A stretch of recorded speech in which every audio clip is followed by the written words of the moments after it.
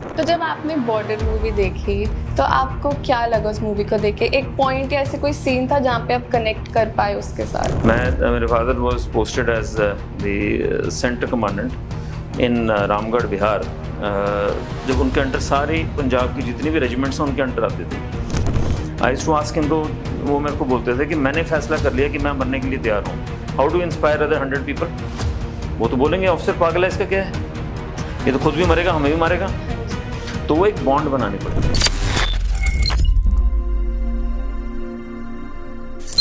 Some heroes don't just wear capes, they wear uniforms, carry courage in their heart and lead men into battles where death is almost certain.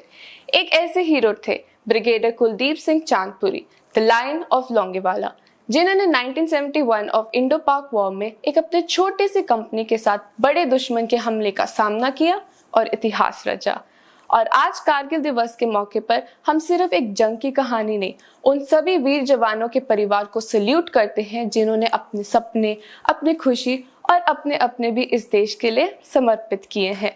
और हर war hero के पीछे एक family है, एक story है और जिंदगी के कुछ खास लम्हे जो सिर्फ एक बेटा ही जानता है। And today I have the deep honour of speaking to that son, RJ Hardeep Singh Chandpuri, a seasoned broadcaster, media professional, author, and co-founder of Novel Bunch, with 8,000 radio shows over his name. A voice that does not just echo, but also a proud son of a legend whose bravery has shaped history. I am Ridhima and you're listening to RBU Connect, presented by Riyadh Bahara University, where stories of grit, sacrifice and inspiration comes alive. It's an absolute pleasure to have you here with us today. Thank you. So we have all grown up listening to these stories about Brigadier Chandpuri ji, and उनकी stories ही ऐसी जो हर generation को inspire करती है, even मेरी खुद की generation को. So you as a son, when you think about him, what's the first image or memory that comes to your mind? First of a loving father, an honest man, a man of principles, a man who led from the front, motivated his men who were there, a small company of close to 100 men, and there was an attack of 3,500 enemy soldiers and 45 tanks.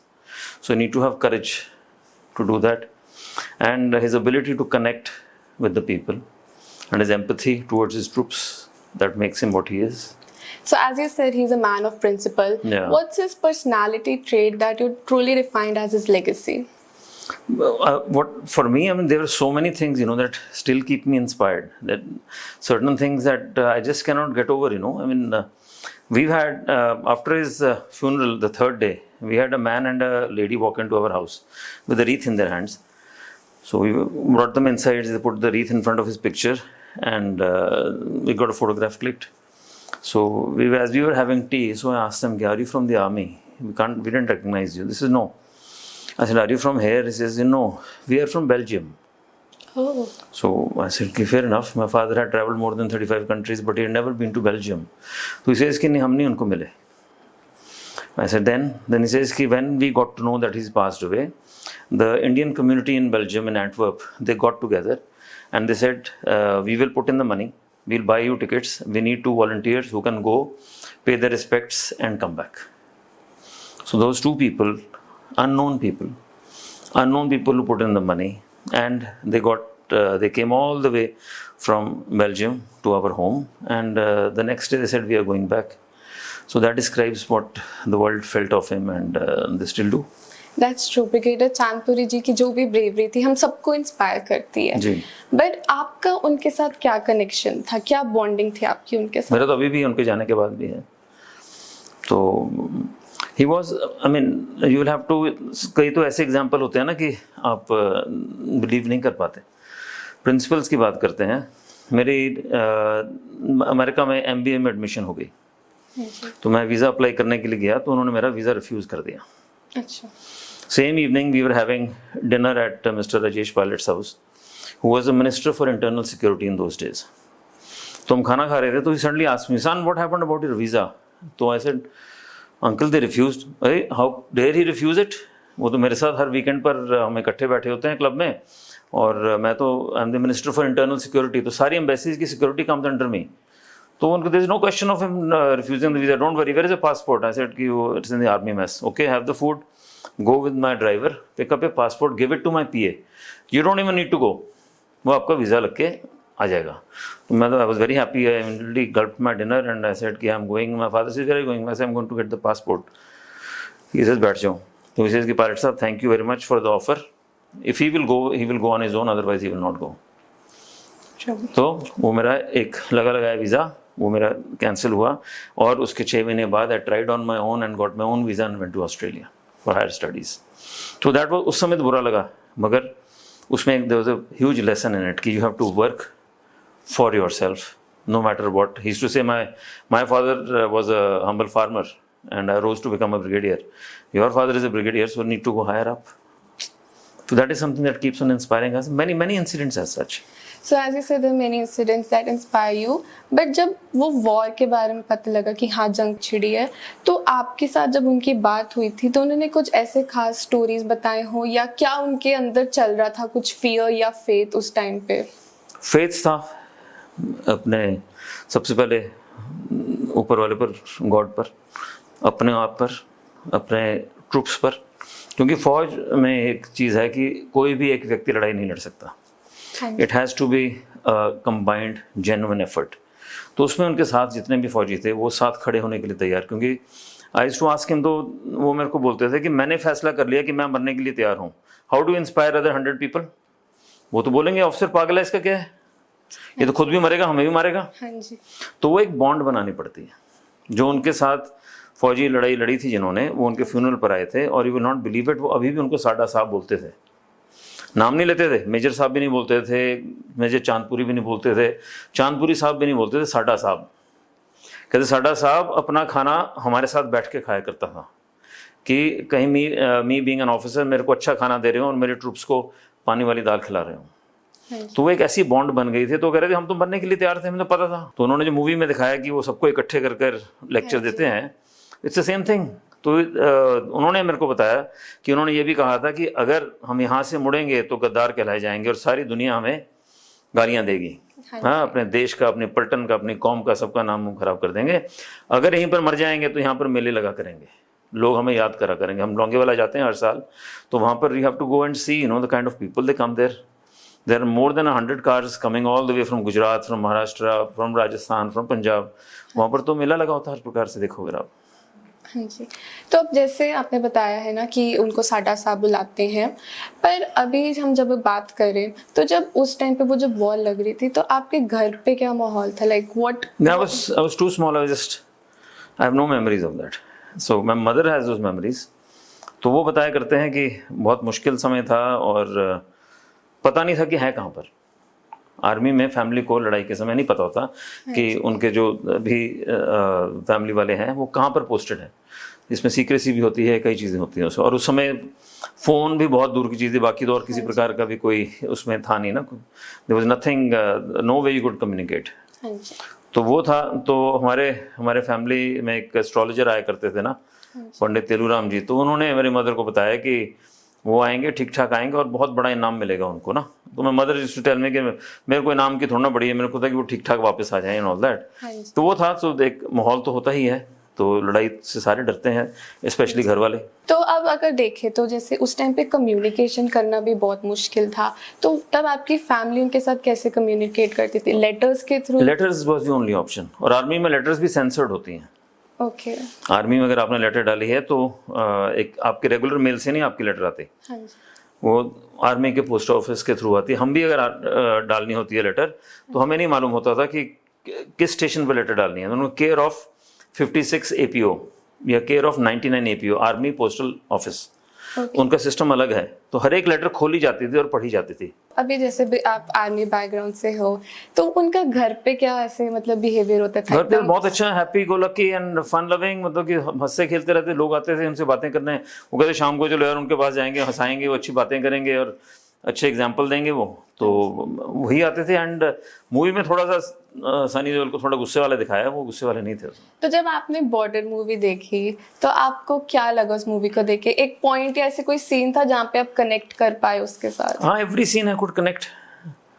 Starting में जब one is coming jeep में आ रहे सनी देओल, वो भी मेरे को याद है। मैं ऑस्ट्रेलिया में था तब मैंने मूवी देखी थी, और आपको जानकर हैरानी होगी वो मैंने पाकिस्तानी दोस्तों के साथ मूवी देखी थी। अच्छा। हमारे दोस्त थे वो, हमारे से पढ़ा करते थे, तो उन्होंने मेरे को बोला कि ऐसे जैसे सनी देओल की मूवी आ रही है तो देखनी है हमने। तो मैंने कहा रहने दो यार, कोई फायदा नहीं, ऐसी बकवास ही होगी ना। I didn't want them to come. नहीं नहीं नहीं, जाना है हमने देखने में, आओ फिर मरो, आओ मेरे साथ। तो उन्होंने देखा, उन्होंने इंटरवल तक ही देखी है, और उसके बाद तब लड़ाई नहीं लगी थी, मगर उनको पता चल गया कि ऐसा कुछ होने वाला है। हाँ जी। तो वो 8-10 से 2 समोसे लेने के बहाने निकले वो, और वापस ही नहीं आए वो। तो बहुत अच्छा था। मेरे फैमिली ने यहाँ पर जल्दी देख ली थी मूवी, क्योंकि ऑस्ट्रेलिया और हमारा टाइम डिफरेंस था जो। तो जब इन्होंने देख ली थी तो मैं जा रहा था थिएटर में, और मुझे याद है वहाँ पर पे फ़ोन, मोबाइल फ़ोन्स नहीं हुआ करते थे, वहाँ पर पे फ़ोन से मैंने कॉल कर कर पूछा था मैंने। तो जैसे आप एक इतने लेजेंडरी फादर के साथ आपका बिल्डअप हुआ, तो आपने आर्मी बैकग्राउंड को चूज करने का और आपने एक डिफरेंट पाथ चूज किया, तो कभी ऐसे कोई प्रेशराइज एक्सपेक्टेशंस नहीं थी? नहीं, नॉट एट ऑल। हमारे फादर नेवर प्रेशराइज्ड अस, मगर एक चीज़ होती थी कि we were not authorised to use any army facilities. Okay. मेरे father was posted as the centre commandant in Ramgarh Bihar. जब उनके अंडर सारी पंजाब की जितनी भी रेजिमेंट्स हैं उनके अंडर आती थी।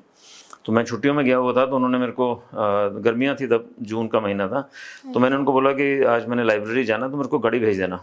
तो उसी से हाँ ठीक है, तैयार है ना, 11:30 बजे आ जाएगी गाड़ी। तो 11:30 बजे रेडी है। तो उनका हमारे पास जो बड़ी था वो आया ऊपर, कहते भैया नीचे आ जाओ, लाइब्रेरी चलना। तो मैं नीचे गया तो नीचे 2 साइकिल खड़ी थी।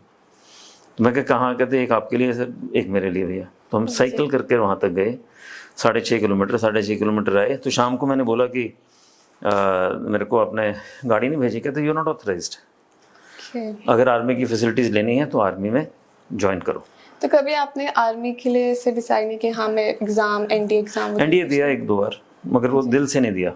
अच्छा। एक्सपेक्टेशंस बहुत हैवी होनी थी ना। हाँ जी। इस चीज़ का मुझे ज्ञान था। तो हर जगह कंपैरिजन होने थे। और एक चीज़ अच्छी ये होती है जो मुझे मोटिवेट कर रही थी, वो थी कि आप जो आप मेडल्स आप जीतते हो, आपको जो मिलते हैं, सर्विस मेडल्स हो गए, को भी हो गए, तो आप अपने लेफ्ट हैंड साइड पर लगाते हैं। अपने फोटोज में भी देखा होगा हर जगह। जो आपके फादर ने या ग्रैंडफादर ने अर्न किया है मेडल, आप सेरेमोनियल ओकेजन्स पर आप राइट हैंड साइड पर लगा सकते हैं कि आपका अपना नहीं है मगर आपको मिला है। तो वो था कि महावीर चक्र हाथ में पकड़ना ही, it's such a great feeling, you know. आम सिविलियंस के लिए तो उनके लिए क्रिस्टल का बोल ज़्यादा महत्व रखता होगा, हमारे लिए तो वो बेशकीमती चीज़ है, उसके तो वो देख उसको पकड़ना ही, it's such a great feeling just to hold it. That's true. And अभी जैसे आपके फादर को महावीर चक्र अवार्ड मिला, and even your family has 4 guarantee awards. So how do you feel and how do you see him, as a national hero or just as your father? As a father, I just see him as a father. उन्होंने कभी भी अपने आप को ऐसे नहीं बोला। कोई पूछता भी था तो वो कहते थे कि नहीं, मैंने थोड़ा ना लड़ाई लड़ी है, मेरे साथियों ने लड़ाई लड़ी।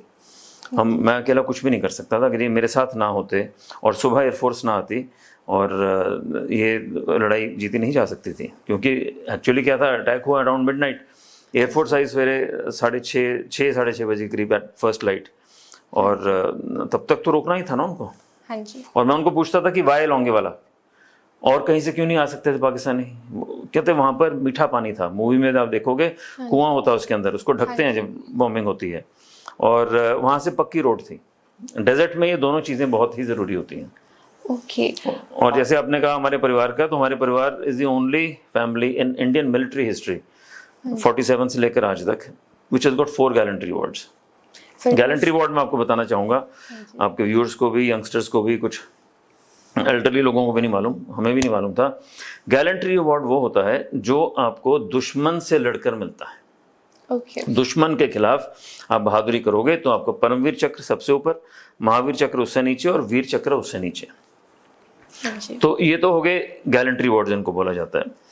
और लोग और भी बहादुरी दिखाते हैं। कश्मीर में किसी ने 6 टेररिस्ट मार दिए और 18 लोगों को बचा लिया और खुद मारे गए, तो बहादुरी तो उन्होंने भी की है। तो उनको महावीर चक्र, परमवीर चक्र और वीर चक्र नहीं मिलेगा। उनको अशोक चक्र, शौर्य चक्र वो मिलेगी, वो अलग सीरीज है। वो ये 3 वो हैं in the face of the enemy. जो बाहर का वो इन्वेडर आके आपके साथ लड़ाई करता है, उसके लिए आपको जो मिलेगा, तो आपको इन तीनों में से ही मिलेंगे। तो हमारे पास, मेरे फादर हैड अ महावीर चक्र, उनके 2 चाचे थे एयरफोर्स में, air commodore Jasjeet Singh and group captain Charanjit Singh, उन दोनों को वीर चक्र मिला, और एक और थे हमारे रिलेटिव मेजर हरपाल ग्रेवाल, तो उनको भी वीर चक्र मिला. So we have 3 Vir Chakras and 1 Mahavir Chakra in 1 family. So we are the supposedly only family in Indian military history with 4 gallantry awards. So it must be a very proud moment for you. Yes, it is. It is. The only thing that we can do is just keep the legacy alive. And like अगर आप जैसे बचपन में थे, आप अगर कोई गलती कर देते थे, तो ऐसे कोई सीक्रेट कोड था या कोई नेशनल डिफेंस सिस्टम जब यूज करते थे कि हाँ पापा से तो मेरे को बचना है? नहीं, he was never ever. I don't even remember him having shouted at us. Shouted दूर तो मतलब हिट करना तो चांस ही नहीं है ना. शाउट भी नहीं करा कभी. He was firm. He was not strict. He was firm. And you could make out कि नहीं, बस it is better to behave now. तो वो था. मदर, उनका जो कसर पूरी होती मदर पूरी कर लेती थी, तो वो मैं मार भी लेते थे सब कुछ. That was okay no, but he would not even raise his voice against. हमारे ऊंची आवाज में भी नहीं हमें बुलाते थे कभी. तो मतलब उनका वो ब्रिगेडर वाला नेचर घर पे नहीं शो? नहीं, नॉट एट ऑल. अगर आप बॉर्डर मूवी आज डायरेक्ट करते तो आप उसको किस वे में करते डायरेक्ट? नहीं, JP Dutta ji did a great job. I mean मेरे हिसाब से वो उनसे अच्छा और कोई, मेरे को तो नहीं लगता कि कोई और कर भी पाएगा. और उन्होंने इतनी मेहनत से मूवी बनाई और इतने मुश्किल सर्कमस्टांसेस में मूवी बनाई. उन्होंने जी जान लगा दिया मूवी के लिए अपनी. और उस समय मूवीज बनाना भी मुश्किल था उन समय ना. आजकल तो आपका AI आ गया है, डिजिटल आ गया है, उसमें आप 100 लोगों को खड़ा करके आप 2000 की फौज शो कर सकते हो ना. उस समय तो कुछ भी नहीं था, उसमें ये सारी चीजें हुआ ही नहीं करती थी. तो he did a great job and we salute him and we thank him for that. Yes भैया, अगर बॉर्डर मूवी ना होती तो आज किसी को नहीं पता होता बैटल ऑफ लोंगेवाला के बारे में. हाँ, ये नहीं पता होता. और मैं कहता हूँ कि हर साल कोई ना कोई ऐसी मूवीज बननी चाहिए जिनको लोगों को मालूम होना चाहिए ना. हमारे बहादुरों के बारे में, हमें एक्टर्स के बारे में सब कुछ मालूम है, वो रियल हीरोज हैं. रियल हीरोज के बारे में लोगों को नहीं मालूम. कुछ कर रहे हैं. शेरशाह मूवी बनी, कैप्टन विक्रम बत्रा पर, बहुत अच्छा, बहुत बहादुरी का काम था उनका भी. हाँ जी. अब जैसे जो यंग जनरेशन है, ये फेम के पीछे, ब्रांड्स एंड ऑल उसके पीछे भाग रहे हैं, तो आपके फादर को कोई ऐसे मोटो ऑफ लाइफ या पर्पस जो इस यंग जनरेशन को ना इंस्पायर कर सकते, instead of running behind other people, वो अपने खुद के दम पे खड़े हों? नहीं, खुद के दम पर आपको मैं एग्जांपल दे देता हूँ एक. आजकल सब कुछ, एवरीथिंग इज सो मटेरियलिस्टिक ना. हर बंदा कहता मेरे को ये इस ब्रांड का बैग होना चाहिए, महंगी कार होनी चाहिए, महंगे कपड़े, महंगे रेस्टोरेंट एंड ऑल दैट. तो everything is related to money. My father, he used to study in Malpur, Government College Malpur, which is close to Nawanshahr से थोड़ा सा आगे जाकर है. और वो वीकेंड्स पर घर आ जाया करते थे अपने, हमारा जो गांव है, और फिर वहाँ से बस पकड़कर वापस हॉस्टल चल जाते थे अपने. तो कहते एक दिन मैं उठा और मेरे साइड में बस में जो उठने लगा, शाम हो गई थी, एक कपड़े का झोला पड़ा हुआ था, एक बैग. तो मैंने उठा लिया वो. तो मैं नीचे आया तो मैंने इसको खोल के देखा तो उसमें पैसे थे. तो विशेष कि मैं फटाफट अपने हॉस्टल के रूम में लगाया, उसको लॉक करके अंदर से खोल के देखा तो 15,000 रुपीज़ थे उन दिनों के. हाँ जी. और कहते मैं तो इतने पैसे देखे नहीं, मैं डर गया, घबरा गया कि इतने पैसे कहाँ से हैं. तो उसके बीच में एक स्लिप थी, आड़ती की स्लिप. जो आड़ती होता है, जो मनी लेंडर होता है, जिसके पास आप फसल गिराते हैं तो आपको एडवांस में भी पैसे दे देता है. तो उसके ऊपर नाम लिखा हुआ था बंदे का और उसका गाँव लिखा हुआ था. तो मॉर्निंग में वो कहते मैंने साइकिल उठाया और सर्दियाँ थी, धुंध थी, तो मैं मंडी चला गया जहाँ पर उसकी दुकान थी.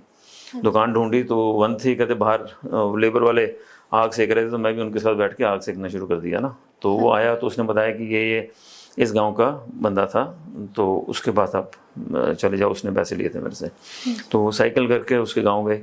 तो वहाँ पर जाकर उन्होंने उसका पता पूछा, तो उन्होंने बताया कि ऐसे ऐसे चले जाओ आप. तो कहते मैं अपना साइकिल स्टैंड पे खड़ा कर रहा था, मुझे अंदर ना माहौल, मातम का माहौल दिखा अंदर. तो एक बंदा बाहर आ रहा, तो मैंने पूछा जी कि सॉरी मैं गलत टाइम पर तो नहीं आ गया, क्या होप किसी की मुझे लगता है डेथ होगी तो मैं बाद में आ जाऊँगा.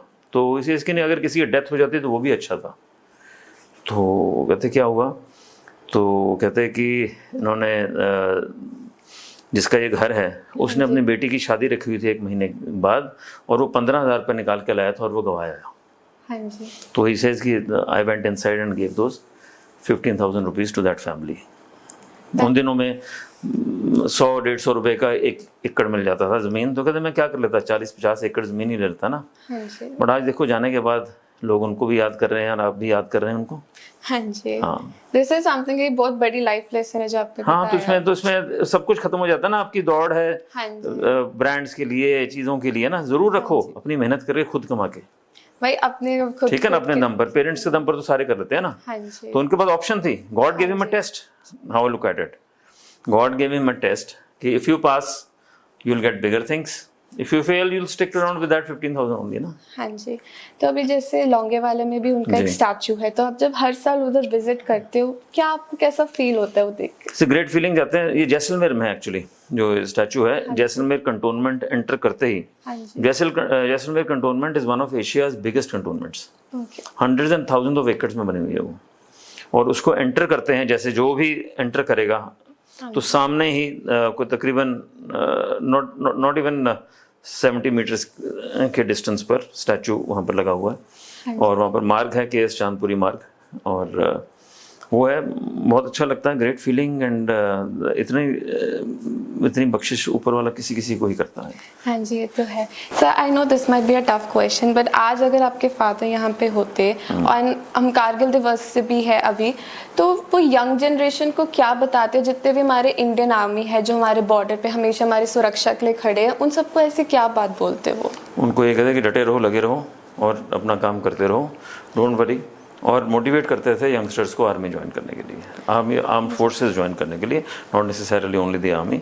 तो he would make that effort, he used to go to schools, colleges, universities, वहाँ पर लेक्चर देते थे, बताते थे कि आर्मी में अब कितनी फैसिलिटीज़ हैं। हम भी अब जाते हैं, देखते हैं ऐसी ऐसी फैसिलिटीज़ हैं जो आई थिंक कॉर्पोरेट वर्ल्ड भी नहीं दे सकता आपको। एक इज्जत जो बहुत सबसे बड़ी चीज़ है, हाँ जी, वो उनके एक ही बात होती थी कि अगर आपने देश की सेवा करनी है तो आप आर्म्ड फोर्सेस ज्वाइन कर लो, and it will give you a great career and a great life and a wonderful name.